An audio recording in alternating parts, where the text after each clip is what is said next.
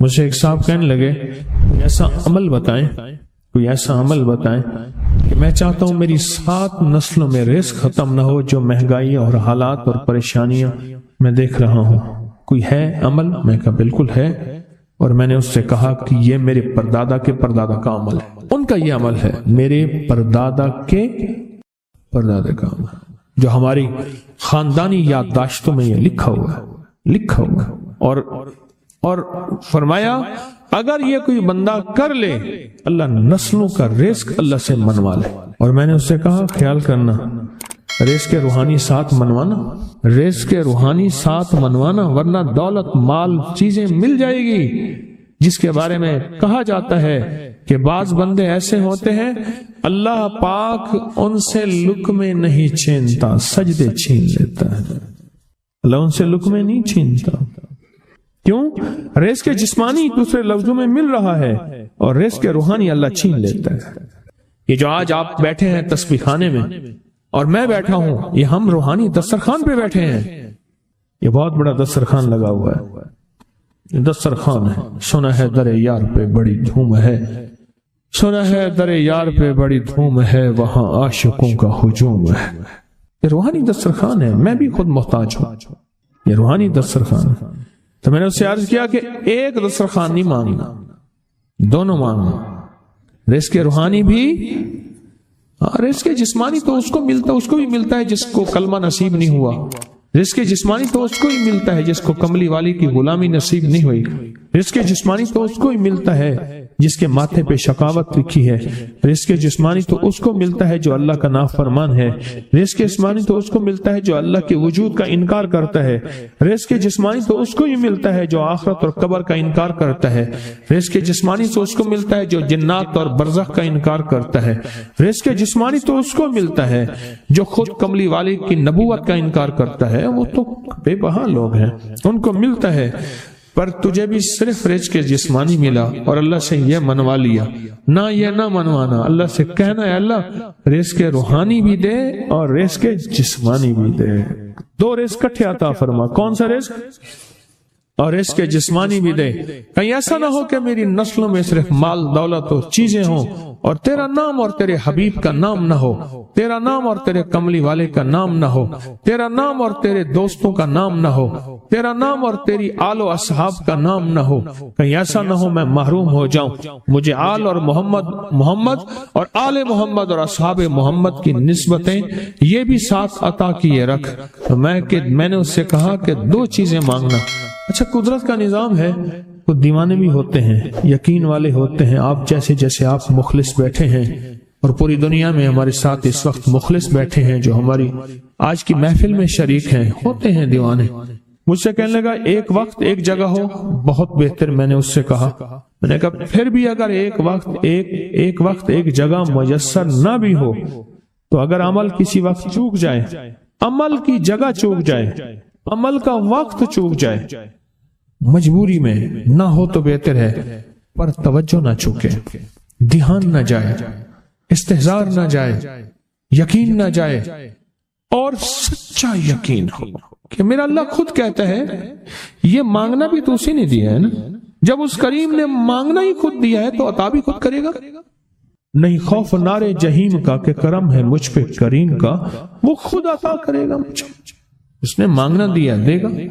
یقین ہو ایسا ایسا ایسا ایسا، اتنا زبردست یقین ہو، اتنا یقین ہو اللہ کے ملنے پہ اور اللہ کے مانگنے پہ، اتنا یقین ہو کہ گمان اور خیال سے بالا تر یقین ہو، بہت زیادہ یقین۔ یاد رکھیے گا میری بات، میری طرف دیکھتے رہیں، یاد رکھیے گا جس کو ملا ہے یقین کی طاقت میں ملا ہے، اور جس سے چھنا ہے بے یقینی نے اس سے سب کچھ چھین لیا، بے یقینی نے اس سے سب کچھ چھین لیا۔ جس کو ملا ہے یقین کی طاقت سے ملا ہے، یقین ہو کہ میں کر رہا ہوں اور اللہ مجھے دے دے گا۔ کہا کہ کیسا یقین ہو؟ کہا جیسے بکری کے تھن دودھ سے بھرے ہوئے اور میں کہوں کہ میرے ہاتھ سے دباؤں گا اور دودھ نکلے گا، اس سے زیادہ یقین۔ اور کہا کس سے زیادہ یقین؟ کہا کہ ایک بڑا نوٹ ہو اور بڑا نوٹ کے اندر جو ہے ایک آنے کی چیز آنی ہے، تو میں کہوں گا اس سے تو اس کی نوٹ کے اندر تو ہزاروں آنے ہیں، اور میں ایک آنے کی چیز، ایک ٹکے کی چیز لوں گا اور میرا کام بن جائے گا۔ اس سے زیادہ یقین ہو، اور اس سے کہیں زیادہ یقین ہو کہ سخت پیاس ہے اور میں پانی کو دیکھوں، اور پانی کو دیکھتے ہی مجھے یقین ہو کہ اس سخت پیاس میں میرا پیاس بجھ جائے گی، پیٹ بھر جائے گا۔ اس سے کہیں زیادہ یقین ہو۔ میں پھر بھی یقین کو نہیں سمجھا سکا، علم بھی محدود ہے، الفاظ بھی میرے پاس محدود ہیں۔ اس سے کہیں زیادہ یقین ہو، اس سے کہیں زیادہ یقین اور بہت زیادہ یقین۔ کیا خیال ہے؟ آپ چاہیں گے اپنی نسلوں کے لیے بخت، رزق، نصیب اور مقدر منوا لیں؟ میں نے کہا روزانہ 40 منٹ بیٹھ، 40 منٹ صبح دوپہر شام، جو تیری تنہائی کا وقت ہو، کہ یا اللہ دنیا میں ایسی جگہ کوئی کہیں ہوتی، اکیلے بیٹھے رہتے یاد تیری دل نشیں ہوتی، اکیلے بیٹھے رہتے یاد تیری دل نشیں ہوتی، اور بس صرف ایک بار سورۃ فاتحہ پڑھا، اور اس کے بعد ایاک نعبد و ایاک نستعین کو دوہرا۔ تو میں نے اسے عرض کیا کہ بس اس کو وجدان سے پڑھو، ایسے پڑھ کے رونگٹے کھڑے ہو جائیں، آنسو بہنے لگ جائیں، دل کے اندر کا درد اور دل کا اندر کا غم اور اللہ کے سامنے حاضری، استحضار، اور یہ کیفیتیں تیری ہوں کہ بس اس کے علاوہ کوئی مجھے یاد نہ رہے۔ اس درد سے پڑھو 40 منٹ۔ 40 کے عدد کے ساتھ کائنات کے رازوں کا بڑا تعلق ہے۔ 40 کا جو عدد ہوتا ہے، بس 40 کے عدد کے ساتھ پڑھ، اور بہت توجہ سے پڑھ، اور بہت دھیان سے پڑھ، بہت توجہ سے روز پڑھ۔ مجھ سے کہنے لگا کتنے دن پڑھوں؟ تو میں نے اس سے کہا مجھ سے یہ دن نہ پوچھ، تیرا دل خود بولے گا کہ فیصلے ہو گئے ہیں، بس ختم، دل خود بولے گا۔ یہ بتائیں کہ پیٹ بھرتے ہوئے کوئی گھنٹی بجتی ہے، یہ دل خود بولتا ہے کہ پیٹ بھر گیا۔ پیاس میں بھی کوئی کہتا تو نہیں ہے کہ آپ کی پیاس بجھ گئی ہے، وہ دل خود بولتا ہے کہ بس اب پانی کی ضرورت نہیں ہے۔ نیند سے دل بھر جائے تو بس دل بولے بس اب سو لیا، وہ اٹھیں۔ اسی طرح دل خود بولے، دل خود بولے، اور دل اندر بولے، دل اندر بولے کہ اللہ پاک جل شانہ نے نسلوں کے لیے رزق کی عزت، دولت، برکت کے فیصلے کر دی، بس دل بولے۔ کتنے دیر کر؟ اب یہ تیری اپنے مانگنے میں ہے، اب یہ تیری اپنے مانگنے میں ہے۔ مانگنے میں کمی ہے تو دل نہیں بولے گا، اگر مانگے گا تو پتہ نہیں دنوں میں یا ہفتوں میں، جتنے میں دنوں میں فیصلہ ہو جائے۔ وہ طاقتور چیز ہے جو 7 نسلوں کو کھلاتی بھی ہے، پلاتی بھی ہے، سکون کی نیند سلاتی بھی ہے، اچھا لباس پہناتی بھی ہے، عزتوں کے تاج سر پہ رکھواتی بھی ہے۔ نوری لقمہ اپنی زندگی کی ضرورت بنا لے، پھر کیا ہوگا؟ سورۃ فاتحہ کی آیات 7 ہیں۔ اللہ 7 آسمان اور 7 زمین کی جتنی بھی برکات ہیں، برکات من السماوات والارض، اللہ 7 آسمان اور 7 زمین کی ساری برکات اس کو عطا کر دے گا، اور لوگوں کو پتہ ہی نہیں ہوگا کہ یہ بندہ کتنا مالدار ہے، روحانیت کی طاقت اور روحانیت میں کتنا آگے ہے، کوئی پہچان بھی نہیں سکے گا کہ روحانیت میں یہ بندہ کتنا آگے ہے اور کتنا آگے سے آگے بڑھ گیا ہے، کسی کو علم بھی نہیں ہوگا۔ نوری لقمہ یہ زندگی کی مجبوری بنا لے، اور نوری لقمہ اپنی زندگی کی ضرورت بنا لے، پھر دیکھیں کمالات۔ کیوں؟ فرمائے جو سارے قرآن میں ہے، جو سارے قرآن میں ہے، جو سارے قرآن میں ہے، آنکھیں کھل جائیں۔ یہ سورۃ فاتحہ نماز کھانے کے دوران پڑھنے والا یہ اہل نظر میں ہے، اس کی نظر وسیع ہو جاتی، یہ اہل کشف ہوتے ہیں، ان کی دل کی آنکھیں کھل جاتی ہیں، یہ فرشتوں کو دیکھتے ہیں، یہ انسانوں کے دلوں میں جھانک لیتے ہیں، یہ کائنات کے راز پڑھ لیتے ہیں، کائنات کے راز پڑھ لیتے ہیں۔ کہ اللہ پاک ان کے سامنے جنات آنکھوں سے دکھاتا ہے، حتیٰ کہ یہاں تک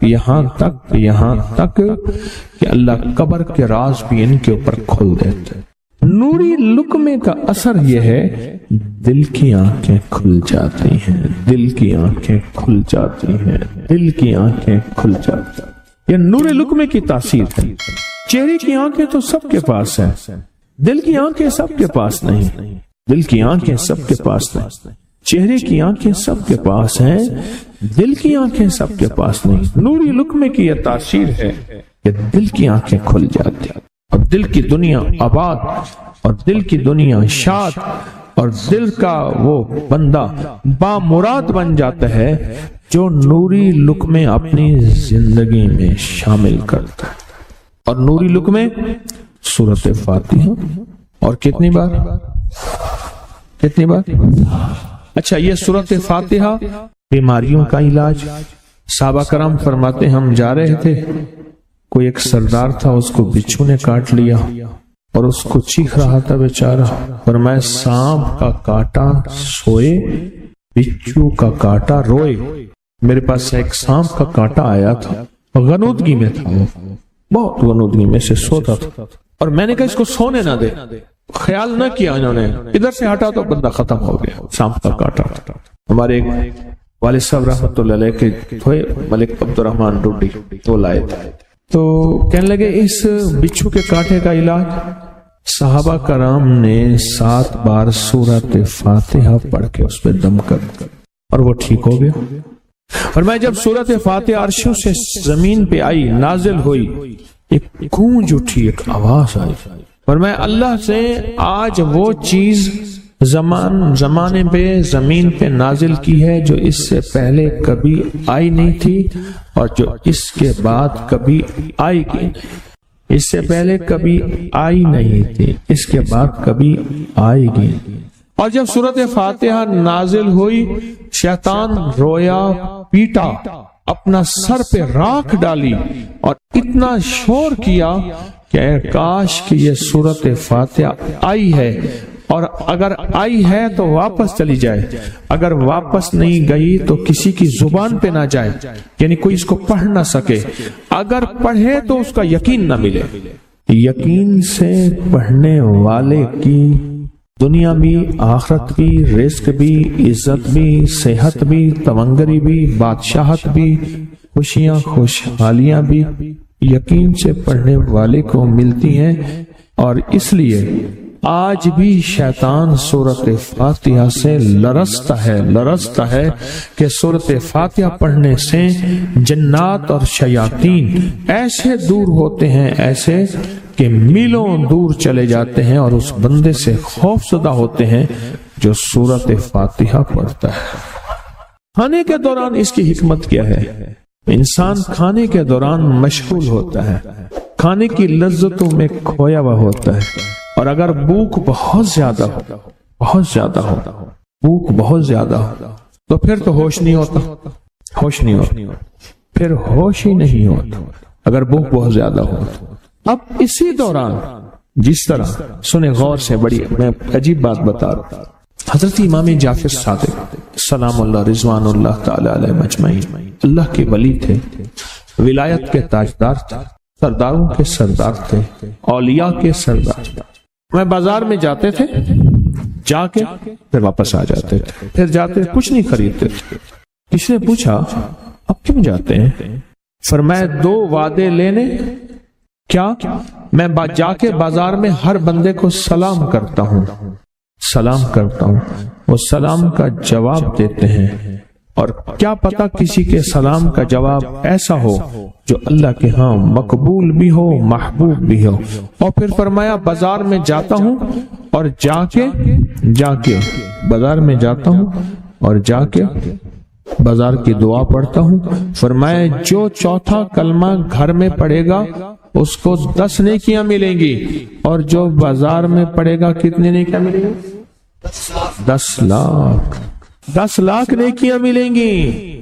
فرمایا میں 10 لاکھ نیکیاں کمانے کے لیے جاتا ہوں۔ آل رسول کی محبتیں، عبادتوں کا حرص دیکھیں، ہمیں مال کا حرص، انہیں اعمال کا حرص۔ وہی دعا، وہی چوتھا کلمہ گھر میں پڑھیں، 10 نیکی ہیں، بازار میں پڑھیں کیونکہ وہ ہر بندہ مشغول ہے، دنیا میں، مال میں، چیزوں میں، بھاؤ تاؤ میں لگا ہوا ہے، وہی بازار میں پڑھے تو 10 لاکھ نیکیاں۔ اسی طرح کھانے کے دوران جب لذت ہے، کھانے کے دوران ذائقہ ہے، اور کھانے کے دوران لذت اور ذائقے میں اگر کوئی بندہ سورۃ فاتحہ پڑھ لے تو اللہ کہتا ہے تو ان لذتوں میں مجھے نہ بھولا، ان کھانے کی چیزوں میں مجھے نہ بھولا، ان ساری کیفیتوں میں مجھے نہ بھولا۔ اللہ خوش ہوتا ہے اور پھر اللہ جل شانہ اسے 7 آسمان اور 7 زمین کی برکتیں حوالے کر دیتا ہے، اور جس کے پاس 7 آسمان 7 زمین کی برکتیں ہوں، یہ ساری عبادتیں کھانے کے دوران کوئی معنی نہیں رکھتی، پھر ایسی سمیٹ کے اللہ کائنات کو اسے دے دیتا ہے۔ نوری لقمے کی تلاش کریں، نوری لقمہ زندگی میں لے آئیں، بڑی خوشحال زندگی گزرے گی، بہت لاجواب زندگی گزرے گی۔ 7 دفعہ سورۃ فاتحہ سے قرضے اتر جاتے ہیں، 7 دفعہ سورۃ فاتحہ سے بیٹے مل جاتے ہیں، 7 دفعہ سورۃ فاتحہ سے نعمتیں، اور 7 دفعہ سورۃ فاتحہ وہ طاقتور چیز ہے جو 7 نسلوں کو کھلاتی بھی ہے، پلاتی بھی ہے، سکون کی نیند سلاتی بھی ہے، اچھا لباس پہناتی بھی ہے، عزتوں کے تاج سر پہ رکھواتی بھی۔ کہیں انشاءاللہ۔ آپ سوچیں کون سا مشکل عمل، بہت زبردست عمل ہے، 1 منٹ کا کام ہے اور کام بن جاتا ہے۔ اور میں نے اس کی اجازت جتنی مشکل سے لی تھی نا، اس عمل بہت مشکل سے اجازت، اور جس دن لی تھی اسی دن فیصلہ کیا تھا انشاءاللہ اسے چھپاؤں گا نہیں، انسانیت مخلوق کو بتاؤں گا۔ اور یہ 7 دفعہ سورۃ فاتحہ جو دل کا مریض ہو مجھ جیسا اس کا بھی علاج ہے، جسمانی ہو یا روحانی۔ میں نے پچھلی دفعہ کہا نا کہ میں دل کا سخت مریض ہوں اور آج بھی ہوں، دعا کرو موت تک نہ رہوں، اور میں دل کا سخت روحانی مریض ہوں، جسمانی نہیں ہوں۔ میری پچھلی دفعہ کی وجہ سے پوری دنیا میں کوہرام مچا ہوا ہے کہ بابا گیا، جانا تو ہے، جانا تو لازم ہے۔ پچھلی دفعہ میں نے وہ کہہ دیا کہ میں دل کا سخت مریض ہوں، میرے لیے دعا کرو، وہ یہ مریض ہوں، روحانی مریض ہوں، روحانی مریض ہوں۔ تو یہ بیماری جو دل کی بیماری ہے نا، اس کا بھی علاج ہے، روحانی ہے یا جسمانی۔ جیسے میں دل کی روحانی بیماریوں کے بارے میں نے آپ کو کہا، میں سخت مریض ہوں دل کا، اللہ کرے اس کا مرض کا علاج ہو جائے۔ تو کھانا کھاتے ہوئے میرے دل کے لیے بھی آپ دعا کریں گے کہ اللہ بھی میرے دل کو ٹھیک کر دے، اللہ بھی ٹھیک کر دے۔ آپ مجھے بزرگ سمجھتے رہے ہیں اور اندر سے کام کھوکھلا ہو۔ یہ دل کی روحانی بیماریوں کا بھی علاج ہے، اور یہ جسم کی اور دل کی جسمانی بیماریوں کا بھی علاج ہے۔ یہ صحت مندی کا راز ہے، سورۃ فاتحہ ہے بابا، سورۃ فاتحہ، سورۃ فاتحہ۔